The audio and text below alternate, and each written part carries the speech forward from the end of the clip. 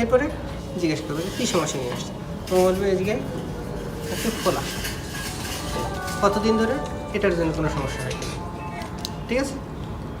এরপরে ওকে দাঁড়াইতে বলবো, দাঁড়াও, এখানে দাঁড়াও, এই সাইড থেকে সরে যাও, এই জায়গাটা ঘুরাই দেবো, ওই দিকে সরে যাও।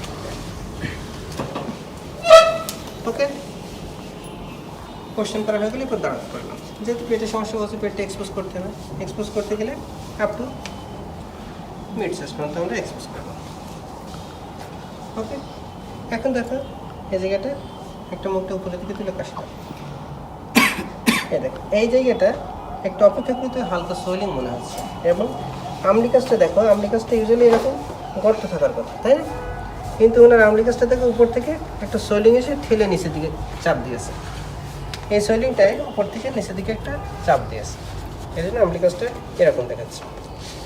দেখ, তাহলে একটা সোয়েলিং, অবভিয়াস সোয়েলিং এখানে দেখা যাচ্ছে, সুতরাং এইটা এক্সামিন করতে হবে তোমাকে। প্রথমে এক্সপোজ করলাম, রিপজিশনিং করলাম, এবার ইন্সপেকশনে কী করবো, তুমি সামনে থাকবা, সামনে থেকে এই লেভেলে এসে একটু দেখবা। আজকে কালকে বললাম যে একটু ইয়ে হয়ে দেখবা, আজকে একজন এইভাবে এইভাবে এইভাবে দেখতেছো, তো এইভাবে দেখে তুমি কী বুঝবা? এইভাবে তো দেখলে হবে না, লেভেল মেনটেন করতে হবে, আই লেভেলটা তোমার এই পর্যায়ে আসতে হবে। যদি তুমি মনে করে বসতে হবে তাহলে বসে করবা, যদি তুমি এভাবে করতে পারো তাহলে এভাবে করবা। একেবারে নীল ডাউন করলে বেশি নিচু হয়ে যায়, নীল ডাউন করার দরকার নেই, তুমি একটু নিচু হইলো, নিচে এইভাবে দেখলে, এই পাশ থেকে একবার দেখলে, এই পাশ থেকে একবার দেখলে, দেখে এবার পেশেন্টকে একটা কাশি দিতে বলো, মুখটা উপরের দিকে তুলে কাশি দেবে, হয়ে গেল। স্যার যদি ওই পাশে থাকে, তুমি এই পাশে, তাহলে মুখটা উপরের দিকে তুলে কাশি দিলে কারোর দিকেই পড়বে না, আচ্ছা মুখে মাস্ক আছে, সমস্যা থাকার কথা না। আচ্ছা, তাহলে কাশি দিলাম কি জন্য? এক্সপেন্সিভ কাপড় পাস দেখার জন্য। এই হলো আমাদের ইন্সপেকশন। এবার আসে প্যালপেশনের প্রথমে টেম্পারেচারটা normal side, pathological side normal side, tenderness. জিজ্ঞেস করবো এখানে কোনো ব্যথা আছে, বলবো নাই, তাহলে এটা চাপ দেব, মুখের দিকে তাকাবো, টেন্ডারনেস অ্যাবসেন্ট। এরপর এটা একটু ফিল করার চেষ্টা করবো, সারফেসটা দেখলাম, সারফেসটা কেমন, চাপ দিয়ে একটু বোঝার চেষ্টা করলাম। এখানে মার্জিন দেখার তো কিছু নাই, মার্জিন কীভাবে বুঝবো? হার্নিয়া তো মার্জিন দেখে না, তাহলে সারফেসটা একটু দেখলাম, এটা চাপ দিয়ে একটু ফিল করার চেষ্টা করলাম, কনসিস্টেন্সিটা কেমন, কনসিস্টেন্সি সফট মনে হচ্ছে। ওকে, এরপর হাত রেখে আরেকটা কাশি দিতে বলবো, এটা হলো প্যালপেবল কাপ ইম্পালস।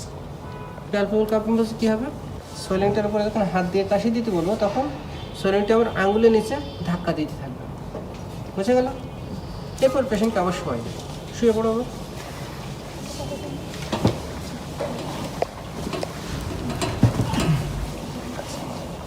শোয়াই দিলাম, দেখো সোয়েলিংটা ডিসঅ্যাপিয়ার হয়ে যাবে। এখন যদি একা একাই না যায় তাহলে একটু চাপ দিলে এটা চলে যাবে। আছে আর কোনো সোয়েলিং আছে এখনো? এখানে এটা ভিতরে চলে গেছে। আচ্ছা, সোয়েলিংটা ভিতরে গিয়ে যাওয়া মানে এটা হচ্ছে রিডিউসেবল। হ্যাঁ, এরপরে পেশেন্টকে আরেকটা কাশি দিতে বলতে পারো। ওকে, এখানে শেষ, বোঝা গেল? শোয়ানোর পরে রিডিউসিবিলিটি চেক করলাম, আরেকটা কাশি দিয়ে দেখতে বললাম যে ওই জায়গা থেকে আবার বের হয় কিনা। হ্যাঁ, যেহেতু হার্নিয়াটা ছোটো আর বের হচ্ছে না, এটা দাঁড়ায় কাশি দিলে তখন ওনা বের হয়, শুয়ে অবস্থা হয় না, সুতরাং জাস্ট প্রসিডিউরের জন্য আমি কাশি দিতে বললাম।